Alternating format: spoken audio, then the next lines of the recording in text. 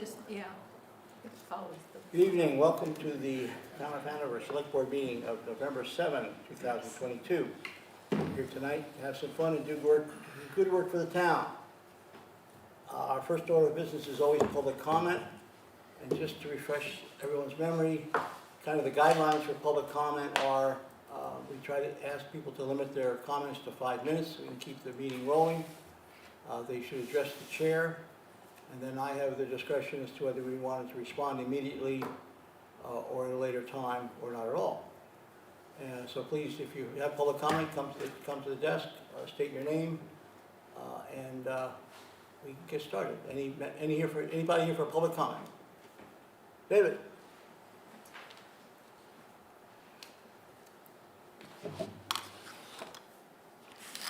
Well, Peter, I know you would like to limit people's time to 5 minutes. David, could you introduce yourself? My name is David Vincelette.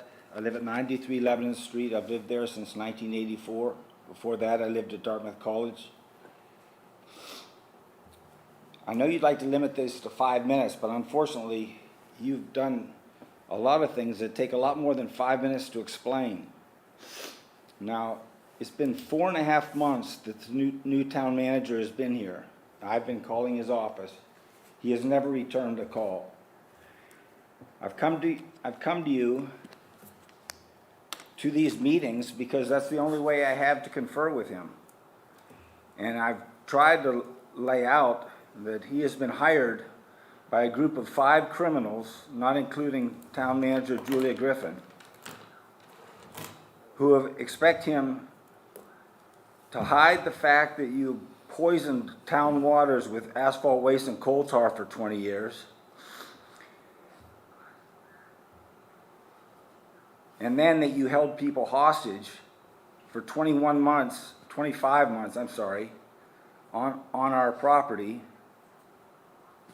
Now, I've been asking you, Peter, questions for the last 17 years and you've refused to answer them.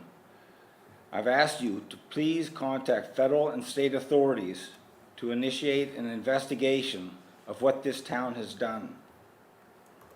Are you going to do that, Peter?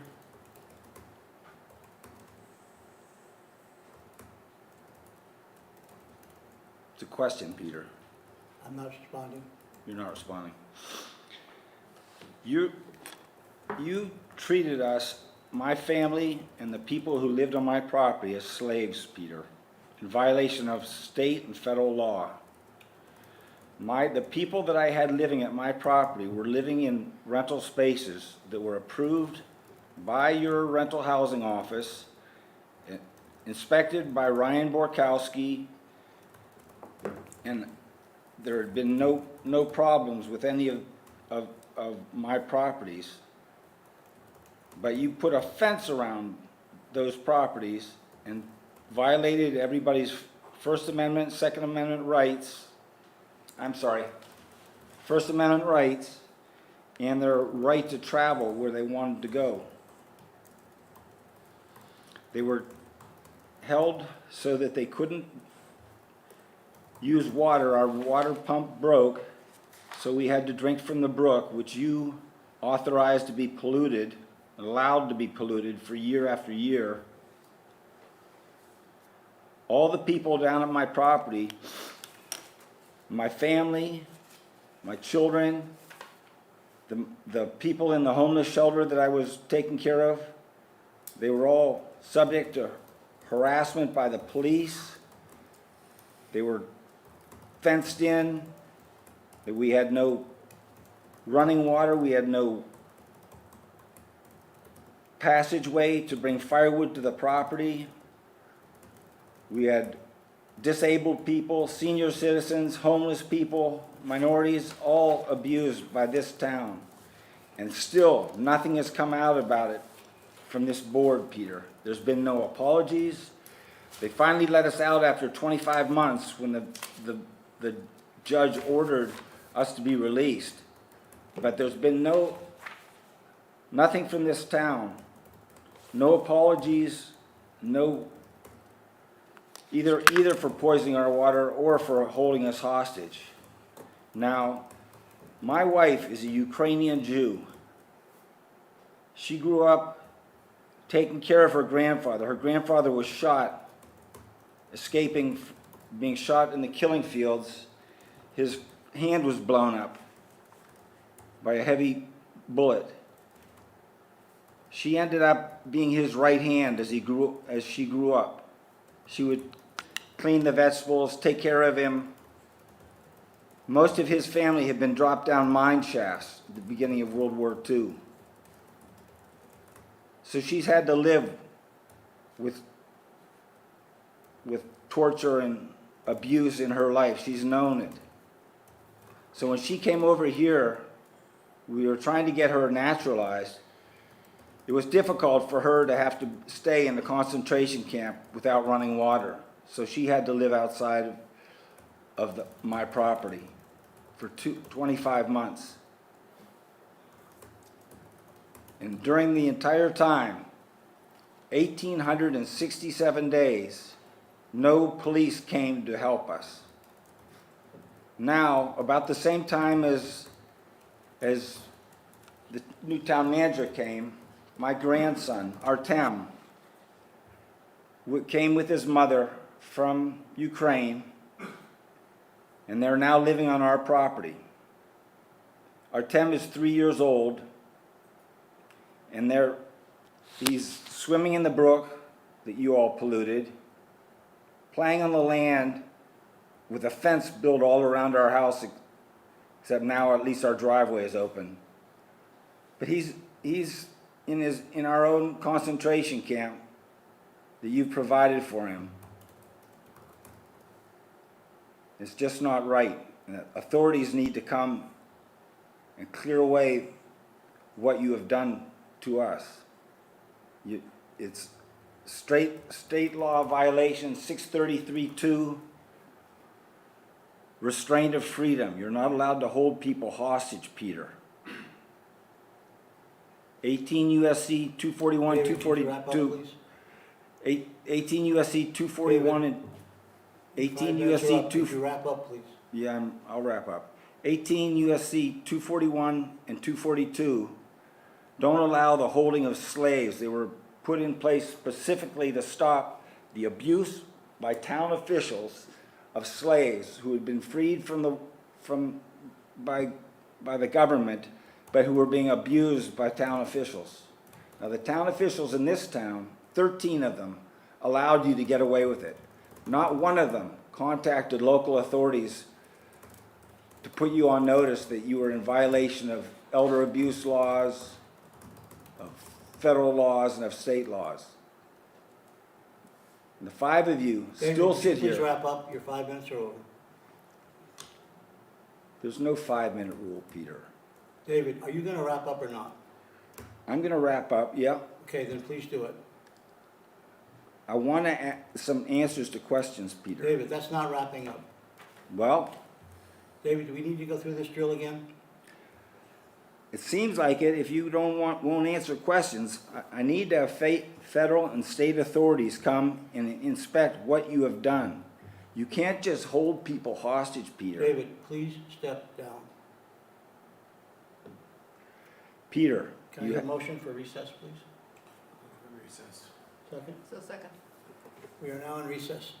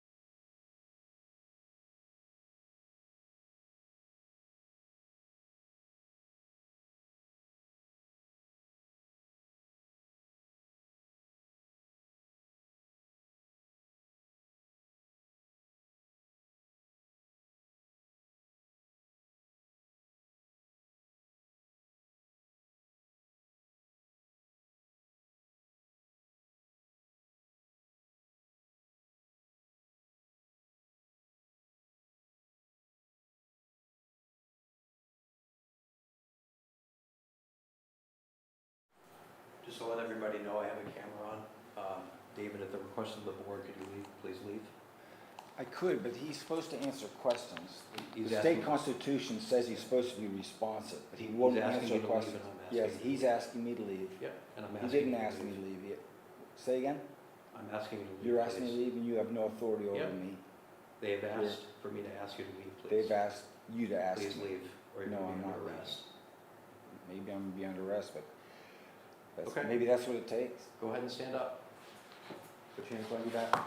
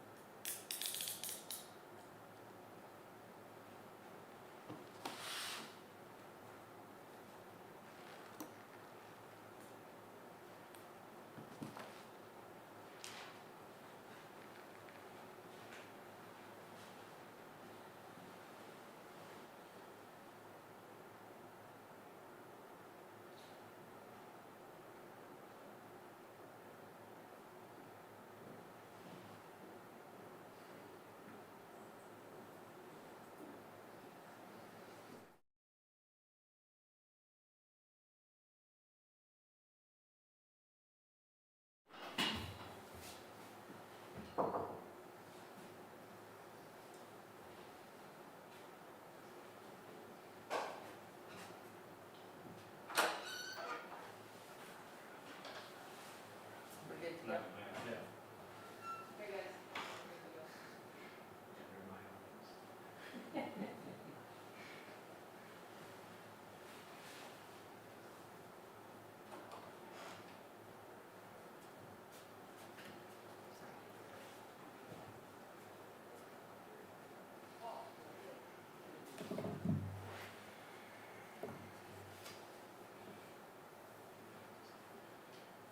Thank you, folks.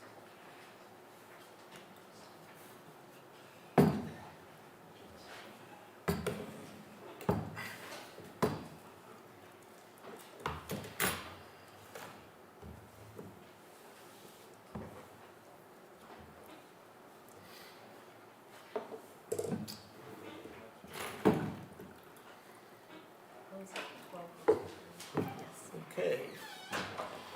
We are reconvening. Any other people for public comment? Hearing none. The next order of business is, I set a public hearing, I open a public hearing to accept unanticipated funds received by the Hanover Fire Department for the Swiftwater Rescue Grant in the amount of $12,500. Chief, tell us about this. I bring good news. Thank you. Very good. My name is Martin McMillan, and I am the Hanover Fire Chief. About 5 years ago, I was asked to sit on a committee to oversee or advise the state on how to participate both locally, statewide, and on a national level with a Swiftwater Rescue response. So there were 4 pretty much major areas in the state. Down the southwest Keene, up north Conway, the Hanover Lebanon area, and I showed you, I distributed a map for you. And then basically Manchester going south, southeast, were the areas that had a lot of river and potential flooding. So we put this working group together, and the state does not have a statewide mutual aid. So we work locally. When your assets aren't sufficient enough, you can go to the state and ask them to send some state assets, what they call part of their state mobilization plan. So we're part of that plan. We have 25% of the state. So if a local entity and their local mutual aid cannot sufficiently handle an emergency, they will ask us with Lebanon. And if we can provide that service, we will. If it's not a big geographic area where we're also busy. And then we're still working on this concept of what they call an EMAC request. That's when, for instance, Florida with a big hurricane reaches out on a statewide basis through FEMA, it's called the EMAC, and asks for state assets to be pre-positioned in advance of a hurricane and work there. So we did that once. I have 3 members that are members of Vermont, which has a statewide USAR team, but we do not have that in New Hampshire right now. So it's kind of a little convoluted thing, but we're working on trying to get some state funding. So this 12.5 is some leftover money in 2020 and 21, part of the Homeland Security that the state has carved out to just kind of assist us with some equipment. We're sharing this grant. It was a $25,000 grant. We get 12.5 and Lebanon gets 12.5. So we're going to buy some Swiftwater Rescue suits with it. This is pretty much a done deal, and that's why it's before you for your approval. This will go forward. Probably will not see the money for another couple of months. Okay. So that's. You recommend we take this money? I would definitely recommend you take that money. All right. So hopefully that's a short version of this. That's okay. Thank you, Chief. All right, thank you. So, I move we accept the rescue grant for the amount of $12,500. I'll second. Further discussion? Hearing none, all those in favor? Thank you, Chief. I know a lot of work goes behind the scenes to make these things happen. Well, appreciate it. Good. Thank you very much. Chief. Next order of business is an update from our friends at Oak Hill. Please introduce yourself. I will. Okay.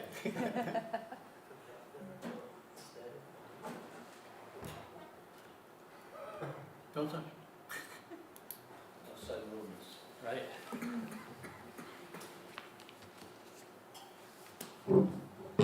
My name is Matt Reitmeyer. I am the treasurer and secretary of a not-for-profit called the Friends of Oak Hill. I'm here today in place of Peter Milliken, who is traveling. I think you might have interacted with Peter when he was here to discuss the project with regard to the Brissette Fund. So we're here to give you an update on the project, get you a little smarter about where things stand, and hopefully lay out how it is that we are interacting with staff, and we'll take the project forward from here. Great, thank you. I'm joined by various members of the community. I'd like to make sure you all know are in attendance. Kami Thompson-Graves is the head coach of the Dartmouth Nordic ski team. Thanks, Kami, for being here. Lou Bragou is the chair of Fort Sayre, the Fort Sayre Ski Council. He is also here. Viva Hardig is a member of the Friends of Oak Hill board, but also importantly, a neighbor of the project and a butter. And we're excited that she is both a member of our board and is here as well. And then Bill Hamlin is the treasurer of the Hanover Improvement Society. So we're excited to have his support here this evening. Now, more than anything, I wanted to make sure, I think Peter did a pretty good job of scoping the project for you earlier. It hasn't changed significantly. In fact, the plan as laid out in June is, I guess that might have been May.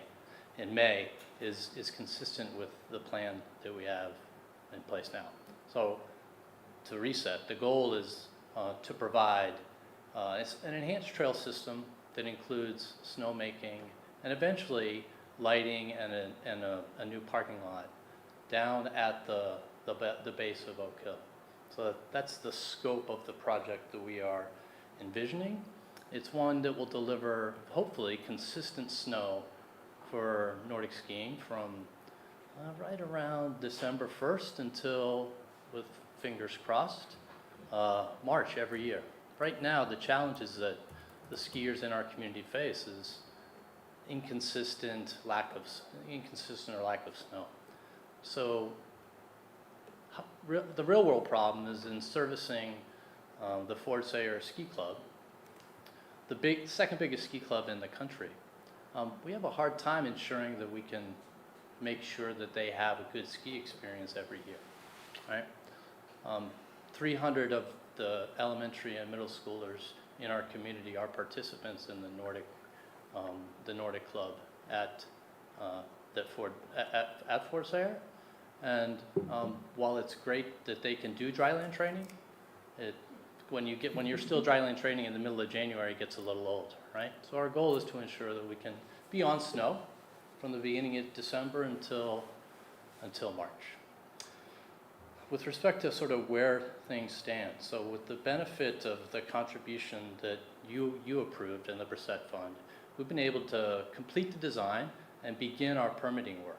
So we have started to make filings with the state to facilitate that permitting process. Rob Hausman's been an asset to us, helping us think through what we're doing, but also ensure that we are being comprehensive in what we're doing with the state. So we're pretty well advanced in filings.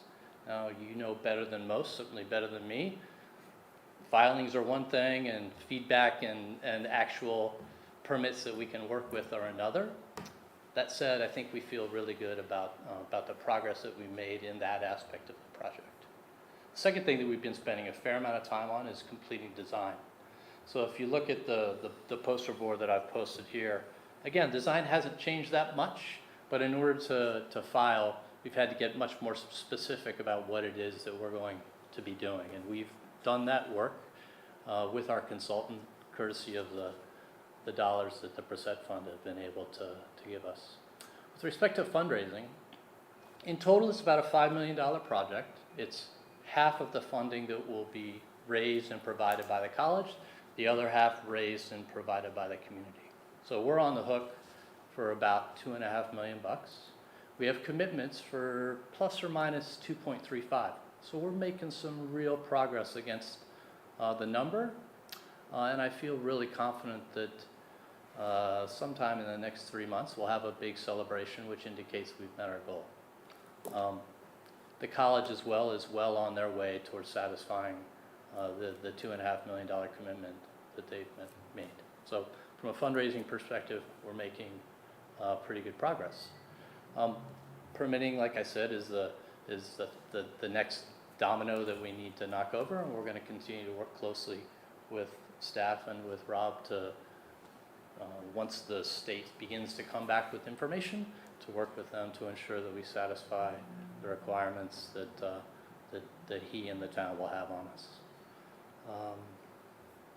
So just to sort of scope what will happen in 2023, you're going to see the widening and preparation of the trail bed, which will be necessary. You're going to see the installation of a snowmaking system. You're going to see, hopefully those two elements we will complete in advance of the 23-24 season, so roughly 12 months from now. And we would expect the lighting components, the lighting system to be installed during 2024, so the summer 18 months from now. So that's the sort of vision that for sort of the direction we're headed and the general time frame that we're going to be headed in. Any questions about sort of where we are now or where we think we're going? Yeah. So, Matt, all of the trails are going to be lit, are they? Or So no? the snowmaking, can I walk away from the microphone? Oh, for a minute? okay. Go right ahead. Just raise your voice a little bit. Yeah, so this is the snowmaking loop, okay? Yes. It's plus or minus 3K, Uh-huh. okay? The lighting, low-level lighting, LCD lighting about Right. 12 feet off the ground, current Right. design, will go on this entire area. Now recognize, right, this is the 3K loop. Yeah. There's 30 kilometers of trails, most of them, but not all of them, Right. up here on the hill up above the pond. Those will not be lit and there will be no snowmaking there. Ah. So the snowmaking and lighting is very concentrated Mhm. in this area of land that is bisected by the Hanover Improvement Society and Dartmouth Mhm. ownership. And the other trails will be Mother Nature. They will be just as they are Yes, today. When yes. Mother Nature cooperates, there will be amazing skiing, maybe close to the best in New England. Right. When it doesn't, C'est la vie. c'est la vie. Correct. But importantly, right, just this investment in this concentrated area will allow skiers and maybe most importantly, the young skiers to have consistent skiing all winter long, right? And the point of the size of that loop, Matt, is to have a competitive distance? It's a great question.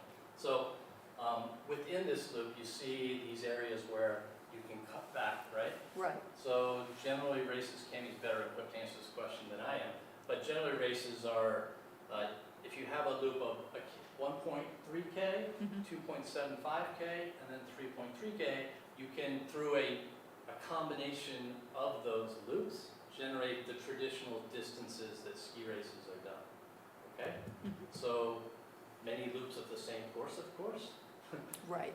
not ideal, but you can still do all of the racing that you need, that we'd like to support. Gotcha. Thank you. Yeah. And my understanding that the snowmaking is all central, and then you haul it out to the trails? Is that correct? So it will be piping that will Piping. take the water from Storrs Pond out to the trails, all and the the way. snow will be so and the snow will be created in location. Okay. Right? The But- piping, we're still working on the specificity of whether it will be above ground or below. I think it'll likely be some combination of the two. In cases where we can keep it above ground, obviously less expensive, we prefer to do that. In cases where it's gonna, for whatever reason, be preferable to bury it, then we'll trench and bury. Matt, could you just speak to how a cross-country ski trail applies the snow? Because it's different than downhill. It Could is. you just So let everyone know what that means? preface my answer by saying, I'm not a snowmaking expert. We have one of the nation's renowned, who actually lives in Lyme, guiding us through this process. And what I've heard over the 6 months that I've been involved of a 5-year development process is the following. First of all, in the case of alpine snowmaking, it's pretty much a consistent make snow early in the season and then continue to make snow throughout because you're skiing it off year round, right? So they're making snow at alpine resorts 75, 90 days of a winter. In the case of a Nordic resort, it works very differently. You're laying the snow onto the course at the beginning of the season, so 6 or 8 nights of snowmaking. But because it's not getting skied off, and importantly, it's being preserved by the shade and trees that surround it, there's no need to continuously make snow. You might have to come in midwinter and touch things up a little bit, but it's not a situation where you're going to see snow made for 60 or 75 nights consistently every winter. So it's an important distinction, and one that I think suits having this sort of operation done in as close to town as this is. What sort of Thanks, base, Matt. what sort of base do you try to establish? So the base of a Nordic ski trail is 12 to 18 inches. Really? You don't have to take it much more than, and that's on the high end. So you don't have to take it to great depth in order to create a skiable, useful track. I mean, it's still skiable when it gets down to 3, Wow. right? Awesome. Cool. Well, thank you again for the, yes, please, I'm Nancy. sorry. That's Sorry. okay. Will there be times of the year when the community can, I understand it is being built for Fort Sayre and it is being No, built no, for the no, no, entire no. No, it's for everyone. It is open to the community throughout, right? Fort Sayre and the Dartmouth ski team and the Dartmouth College students will be using it, sure, of course, but the entire community can access this throughout the winter. We just ski to the side when they come whistling past us. It's like, Me too. I get that. Me I get too. it. You and I will come to the side while they come whistling past. Will there be like a beginner's night? Sure, of course. It's a day, right? There will be beginner's night and a lot of beginners, we hope. Very exciting project. Thank you for the update. Thank you. Matt. Thank you all. Thanks, Matt. Thanks. Thanks, everyone, for coming. Appreciate Yeah, it. appreciate So it. great to see so much support. It's really exciting. Yeah, from all sorts of community members. Tax rate discussion. Are we in a position or not? We are not setting the tax rate tonight. Okay. And so we have been working with the DRA. They are a little backed up right now. I'm not sure how many towns so far have gotten anything back. As of today, we were not ready to do it. We have turned everything in on our end as of Friday. Okay.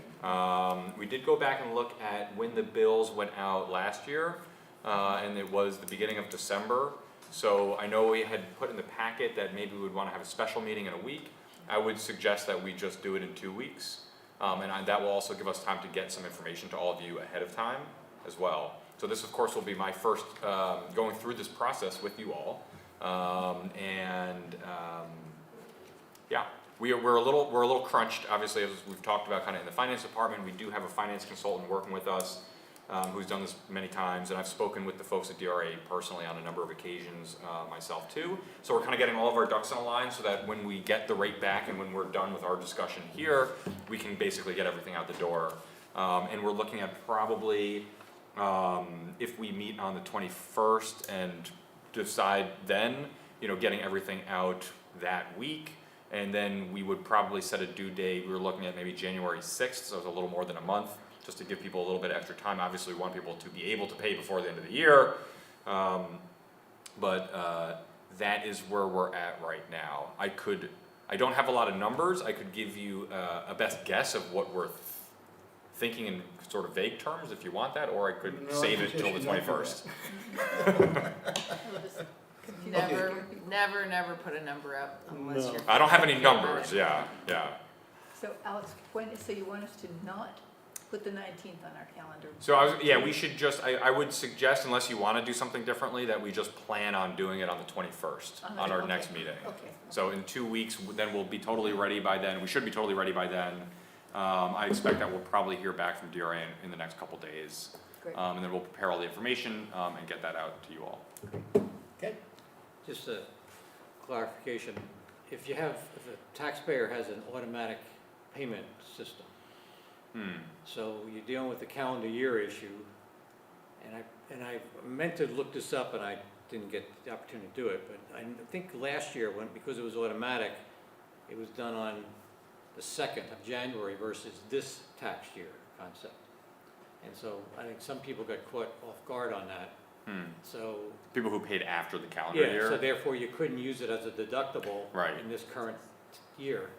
So all of a sudden you would have 3 payments instead of 2 and 2. Right, So it's right, 3 and right. 1. So you just need to, We can note that you in, need to clarify, because obviously if someone has an automatic, they can always change it. you know. right, But you gotta, but then you have to take the initiative as a taxpayer. You can't, it's not gonna just happen. it sounds like it's a suggestion to include this reminder when we send the bills out? Yeah, because Okay. if your deadline is, say, January 6th, just using Right, that as an right. example, then I think the automatic payment comes out January 6th. Right, So therefore, it's not gonna be in this tax year, okay. this calendar year tax I will year. make sure we make a note of that. We wanna give people a little extra time, just cause obviously it's tough around the holidays. Yeah, no, that makes But that sounds like that could cause an issue for people. so when will they, in this timing, when will they be receiving their tax bill? We don't have a date picked, but I would suggest that if we pass everything on the November 21st, that week the bills will go out. We're just getting everything ready. So they'll have a Wait a month, minute, that's Thanksgiving week, so don't, right? The 21st is Thanksgiving week, so That maybe, is let's, correct. So let's it could say be the following week, The right? following week. And that's why we're giving Right. extra time on the tail end, so we Yeah, get, but you don't wanna necessarily send, I mean, that's a really whatever short you've week got, for you're your gonna need the staff. time to do it correctly.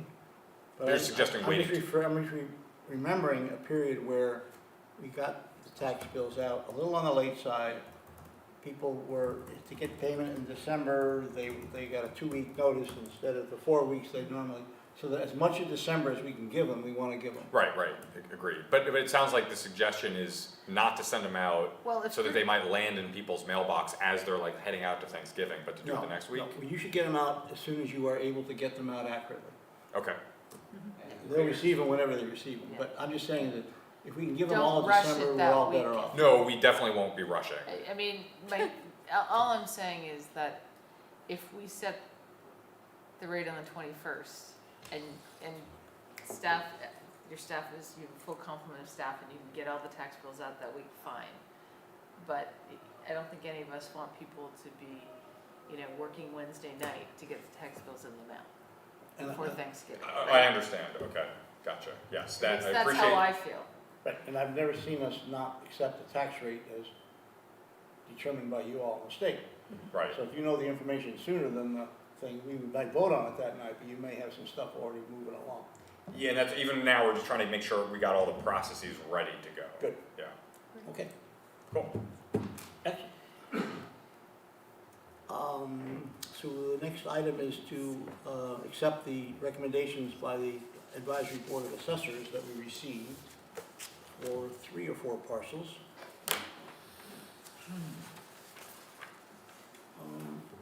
I have no questions on them, board. Joanna, do you have any? I was at the meeting. Right. I was there. I already voted on them. I know, so so, I have no questions. okay. Happy to try to answer them if you have any. Didn't have any questions, that was straightforward to me. Okay, so, I move we accept the recommendations. So second. All those in favor? I- We have accepted the recommendations. Meeting schedule for 2024, 23, I mean. Schedule for 2024, oh, how about 2023? I just had, I've got one in April. I'm away in April from,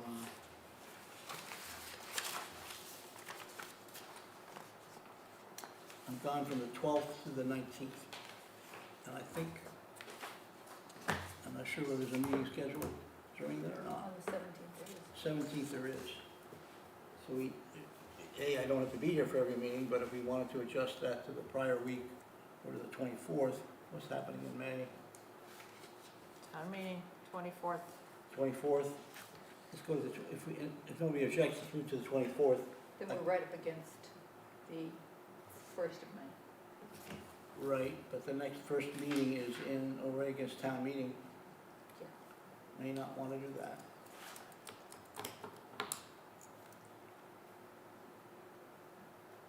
If we Maybe just get- leave it the way it is, and we'll deal with it when we get closer to it. But I'm not here from the 12th to the 19th. So I'm not going to be able to make the meeting of the 17th. It might be worth just doing it on the 24th and not having anything on the 1st or the 17th, merging them. Oh, I see. But we can decide that later, I guess. Yeah. It's so far away. Yep. I also, on March 13th, will probably be out of the country. But as long as we have a quorum, it's what it is, Saudi Arabia. You guys are such planners. I have no idea when my vacation is. Black tickets to Jeddah early. Just a clarification on our budget process. So you listed February 27, 28, March 1, 2. I thought we had some discussion about that we really need to do night after night to give the staff more time as you review things. So that's that side of it. But on the other conflict side, the March 2 night is the Dresden and Hanover School District deliberative session. So we encourage the finance committee to be, at the budget hearings, and they can't be two places at once. Right. So March 2 would be a great date not to have us having something related to the budget. But I didn't know what your goal was to have the 4 nights in a row, which I thought we've been trying to say, why are we doing it that way? I remember previous years, even though we're okay with doing one right after the other, that we've not had need for the Right. 4th night. So- Yeah. But this is a So I'm new just error, I'm and turning, so, yeah, I'm turning to So we're you, all turning to you with smiles and. saying that we've been open to what makes sense for you and the staff, but our experience has been, at least my recollection is that even when we did 3 nights in a row, to get to the final numbers for that 3rd night was such a scramble for the staff, which we thought was not necessary, to give you guys a gap, at least one more day, just not that the next morning you gotta run around all day and resolve things. So I didn't know what your intent was with the 4 days, that's all. So with the 4 days was meant to have, to schedule more days than we might need. I also understand that often in the past, the 4th night wasn't needed.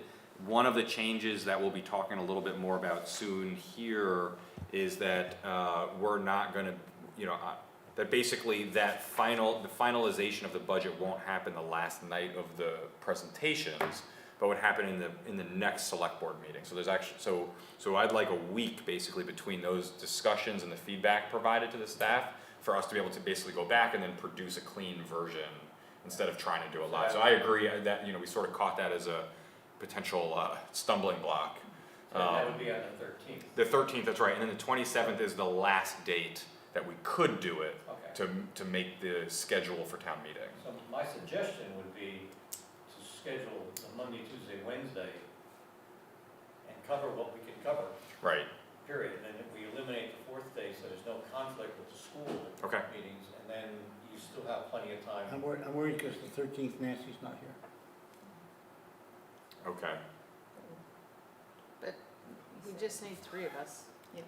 Well, hopefully. It will make me sad not to have my vote registered, but if we have a quorum and this is a good way to do it, I definitely understand. and we also, I mean, I could look into more, I don't know an answer to, for example, is there a benefit to doing it on the 13th versus the 27th, for example? I'm not sure if the answer to that is yes or no. The 27th is, my understanding, is the last date that we could do it to meet. You have it down to the 27th. Right, and that's the last date that we could do it, but we would be planning on doing it on the 13th, which is basically finishing the presentations on the 1st, and then the following week, we would have to basically reconcile feedback, finish everything up, and then present a finalized budget. But we could also see when we're getting to that point, I don't know, we could also decide, I'm not sure if we could just say, let's do it in 2 weeks. And that might be the Can we same. do the select board meeting and the final budget adoption on the 20th? Are you back by then? I am, sir. Sure, it works. Move it to the 20th. There's no like, As long as there's nothing else that night that I don't know about, but Bill, works for when's me. your, don't you go away and No, not doing it? Okay. I suggest we move it to the 20th, gets Nancy back here, gives you a week plus. And is that, Peter, is that moving the 13th to the Yeah. 20th or the 27th to the 20th? Start with the 13th. Okay, yeah, that gives us plenty of time on our side, and it also gives us time, if, let's say we don't get it done in 3 nights, we could drop, we could add one of the nights next week, or something like that if we had to. Okay, And then we still have to back up on the 27th, if for some reason we don't do it on the so we'll 20th. put the 20th as a budget adoption. Okay, so we're eliminating the meeting on the 13th and doing it, okay, 20th will be the budget adoption. okay, And you still have the 27th. right, on the back up, right, okay. Thanks, Rob. Thank you, Rob. Okay. Any more? Please, okay.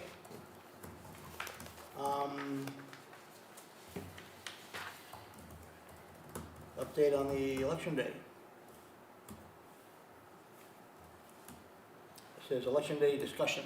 That is to figure out responsibilities for the select board for tomorrow. Okay. And we've done that. So, and the selection tomorrow is Nancy, there'll be a quorum at 7 a.m. of the select board to open the elections. Nancy will be there from 7 to 9:30. Bill will be there from 9:30 to 12. I will be there from 12 to 2:30. Peter will be there from 2:30 to 5, What a memory. and Athos will be there from 5 to 7. And then a whole gang of us will be back to seal the boxes after the voting, after the count, probably around 11. Just did that, or 12, or Great. whenever it is, whenever we finish counting. Yeah, and I understand there's been challenge with some of the scheduling, and I have got on my list that, once things settle down after the election to, maybe have a conversation, so in the future, we know, months ahead of time, whatever We need. we need, yeah. Okay, so thank you, that's done. Do you need to have a approval for new election ballot clerks? Do we have those here? Yes, The appointment of ballot clerks is the next thing on the agenda. Oh, sorry. They were in our, Item 8 is the appointment of ballot clerks for November 8th. the names are in our. And we received a notice of 1, 2, 3, 4, 5, 6, 7, 8, 9, 10 people who have been added to the list that we've already voted on. So I move we accept with gratitude the appointment of these election and ballot clerks as presented to us on November 2nd. Second. Questions? All in favor? Aye. So, Okay. as I recall, this will be, these 10 will bring our numbers to close to 80. Is that about right? I think that's about right. Amazing. So I just think it's really important for the viewing public to know that we have 80 volunteers, plus the board, plus our staff. Right, plus at the the elections supervisors, at right. Hanover High School from 7 to 7 tomorrow. So be there or be square. Got it. Okay, 1 second.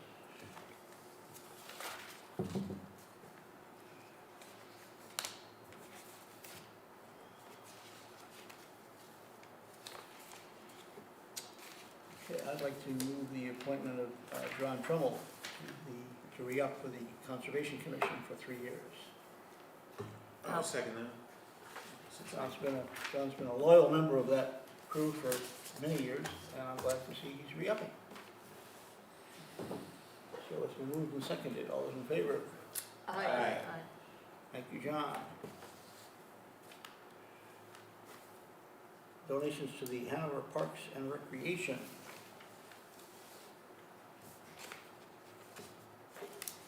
Alice, you want to fill us in on this one? That's awesome. Yeah, I don't know a lot more than what's in our agenda packet. I do know that I'll have to go back to John Sherman and make sure this is gonna cover the full cost, because we had some conversations just about their budget for this event, but definitely appreciate the donation from the Byrne Foundation to help with this. There's a gift from the Burns Foundation Yes. for $7,000 towards the Hanover Homes and Home for the Holidays celebration that we want to continue this year. And that was the event that we sort of decided to put a little more focus on. Right. Right. The So, snow wasn't cooperating Right. for the. so I move we accept this gift from the Byrne Foundation, $7,000. I'll second. Bill seconds. Further discussion? Hearing none. All those in favor? Aye. Thank you once again to the Byrne Foundation.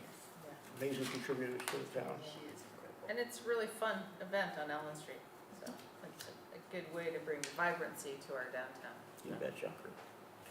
Okay, we have the minutes of October 3rd and 17. Let me get those in front of me, please.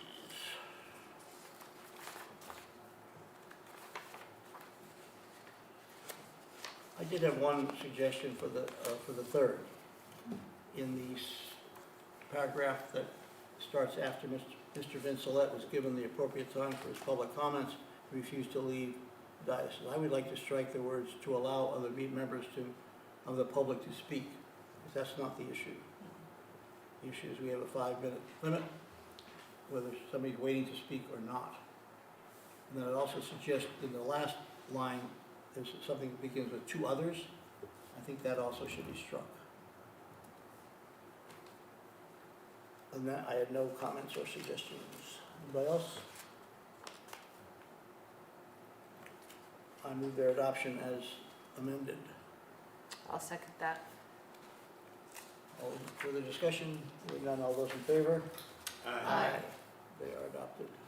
Alex, I'll give you those changes. Thank you. October 17th. I had no comments on this one. Nope. Anyone have any changes, corrections, whatever? If not, I move the adoption of October 17th, 2022. Second. Others? Discussion? Hearing none, all those in favor? Aye, they also pass. Administrative report. So the only thing that I'll report on for this, I'll do my full report in the next meeting, which I think we'll have some exciting updates. As just a reminder that the latest Hanover Happenings is out, so that came out last week, and some updates on what we worked on last month, but also some interesting conversations. So one with Dave Scanlon, the New Hampshire Secretary of State, about elections and about civics. And what I've sort of decided to do, because I've been doing these interviews and I'm feeling rushed to keep things short, which is a bit of a challenge for me. And but I also want to keep the episode, I don't want them to be hours and hours long. And so what I'm going to do going forward is condense down the interviews for the monthly update and then put out the full interview, a week or two later. So if people want to get the monthly update and just get the short version, they can do that. If they want to hear the full thing, they can also do that. So Dave Scanlon was on there, and then also Bernie Watt and Bill Fischel from the Zoning Board of Adjustment, and we had an awesome conversation, not just about the zoning board and sort of how the zoning board is different than the planning board and how they do their work and what criteria are used to help make their decisions, but we sort of then broaden the conversation into, you know, discussions about housing policy and zoning in general, talked about Bernie's upcoming Appalachian Trail through hike planned for next year, which is pretty exciting. It was a really good podcast. I appreciate that. I quite enjoyed it. I really enjoyed, I enjoyed the conversation with them. We went in some interesting directions that, some of that made it through, I think, on the monthly one, but the full, I think it was maybe 45 minutes, we ended up chatting, and, so it was pretty interesting, and, so, you know, I would recommend checking that out, and then also, of course, those conversations are also meant to spotlight some of the folks that are doing work for us, whether the staff or volunteers, and so Bernie and Bill have both been on the ZBA for quite a while and have put many hours into that. So I just want to congratulate them and thank them for all that. And I think just for those of you who haven't seen it or listened to it, I think what was very compelling for me was that these are very different people with very different viewpoints about zoning in the town, but they are serving us, the community, in this not a very glamorous, zoning board of adjustment, but their job is quasi-judicial. They're there to give us a chance to appeal zoning decisions, and they're following process and procedure, and so it was really interesting. I was, I've worked in this stuff for a long time, but it was fun to listen to these two guys or three, because you were asking some good questions, and get to know them as not only, public servants, but also as, our neighbors. So thank you for doing that. Yeah, you're welcome. Thank you. And I weeded my whole garden while I was listening. That's perfect. That is perfect. Okay, thank you. Yeah. Greg, welcome. Thank you Would you very come much. up, would you introduce yourself? Come on up and tell us why you're here tonight. Good evening. My name is Greg Snyder, and I'm here on behalf of the Hanover Town Finance Committee. Carrie Asmus sent out a note a few days ago indicating that she was not able to attend tonight, and said that it was not a requirement for this night, because there probably would not be that much that would be involving the Finance Committee. But I said that I was available, and I would come and observe the proceedings and participate in any way that I could. So Great. I've been happily taking some notes, and my take on the scheduling for 2023 was that you were trying to come up with dates that would be effective, efficient, and coordinated with the school budget process, if that's a fair summary. So that was positive. And I think that was the one that really affected us in the committee. But and the other was within the upcoming budget process, having the meeting on the 21st. That's the date that we have on our calendars within the committee. So we're fully on board with that. Wonderful. Great. So thank you very Well, much. welcome. Thanks. Greg's the Yeah, newest welcome. member of the Thank Finance you. Newest Committee. member. Yes. Thank you, Greg. And if I can just thank the Finance Committee also for we had a conversation maybe a month or so ago, but it's been, a little crazy the last month, and we're, I think, about to come over a bit of a hill here, and so I'm excited for that. Right. So shortly we'll be talking more. Well, getting the first one over and under your belt is the important one. Yes, and I'd love to do that with a finance director. So, Greg, what was the date that you mentioned for the 21st 21st of November. That's The next- That's coming up. That's the next That's all right. important date that we have on our calendar. and that's right. Coordinates, it's the same as, the finance committee would be meeting that day, anyway. And then there's additional participation within the other budget meetings. Okay. Again, thank you. Thank you. Selectboard reports. Bill, Nothing to report. nothing? The last time your planning board met, we spent most of the evening in a design review for the North End student housing. There is no date set, and it went very well. The room was filled with probably 25 citizens, and there were another approximately 20 on Zoom, Oh, I so thought there were 60 on Zoom. I stand corrected. You're right. When we started the meeting, it was 20. By the time we really got in the discussion, yes. Joanna corrects me. It Sorry. was about Sorry. 60 on Zoom. So we had a large segment of our population. And the way it was designed, Dartmouth's presentation went up on the whiteboard so that the Zoom camera could capture it. There has no date been set yet for our final review, but there were lots and lots of really good suggestions, and the Dartmouth staff were here, and their consultants, their architect and landscape designer were very busy taking notes and seemed quite responsive to the citizen input. Went well. The Hanover Bike Walk Committee met this afternoon. I wasn't able to attend, but they've been really busy. There was a walk to school day on October 12th, and then they're doing these pretty fun walk and roll events in neighborhoods. And there was one on October 30th in the Dresden neighborhood. And actually, since it was so close to Halloween, the kids dressed up, and there was lemonade, and there was obstacle courses, and Bill Hammond, I think, was there with his unicycle, and other Bills were there wearing moose outfits, and it was a great celebration. The neighbors came together, and there's a lot of small children in that neighborhood, and old children too. So they had a really good time. The Bike Walk Committee also submitted a letter on behalf of the committee to Dartmouth and to the planning board, asking for basically raising issues having to do with the safety of walkers and bikers in that part of town, and the need for the multi-use path improvements, and just really talked about safety, which is what their job is, really in an advisory role.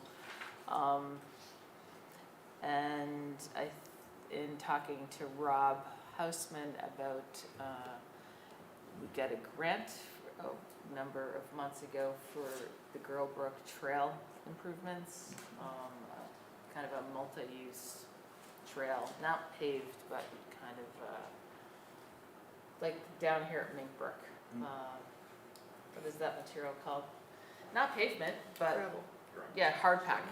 And so I think there's going to be a site visit soon with the state to see, it is along Girlbrook, so there has to be environmental precautions. So I think that's moving forward. So Great. that's what I have to report. Thank you. Any other business to come before the meeting? Hearing none, there has been a request for a non-public session to discuss items pursuant to RSA 91A, 3A, B, and C. Bill Garrity, yes? Peter Christie, yes. Nancy Carter, yes? Joanna Whitcomb, yes. We are in non-public session. Thank you. Thank you. Yeah. Good night.